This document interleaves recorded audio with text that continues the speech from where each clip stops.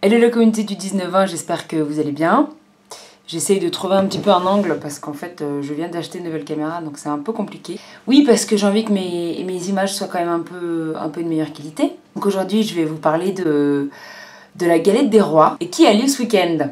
Donc il faut savoir que qui dit galette dit aussi forcément on va accorder quelque chose avec. Parce qu'une galette avec du jus d'orange, merci, mais...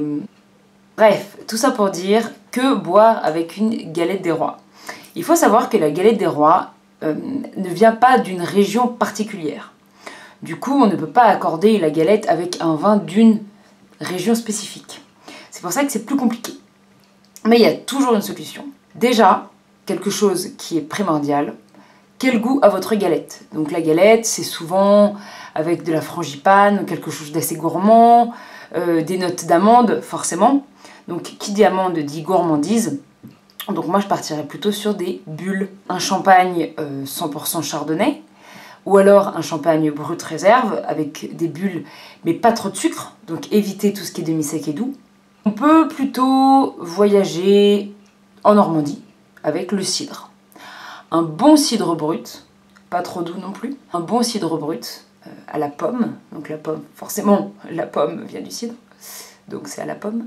Si vous n'aimez pas le cidre, si vous n'aimez pas le champagne parce que vous n'aimez pas les bulles et ça vous fait un peu mal au ventre, ça arrive souvent, je vous conseillerais plutôt un vin blanc. Dans ce cas-là, un vin blanc demi-sec, donc un Vouvray de la vallée de la Loire, ou alors un chardonnay. Un chardonnay parce qu'avec ses notes beurrées et ses notes un peu laiteuses iront très bien avec votre galette des rois. Forcément, la galette des rois est à base de beurre. Pour résumer, champagne, cidre, les deux bruts, ou alors un vin blanc plutôt gourmand, donc un chenin de la vallée de la Loire en appellation Vouvray, ou un chardonnay de Bourgogne, donc par exemple un Chablis, un Saint-Véran ou un Viré-Clessé.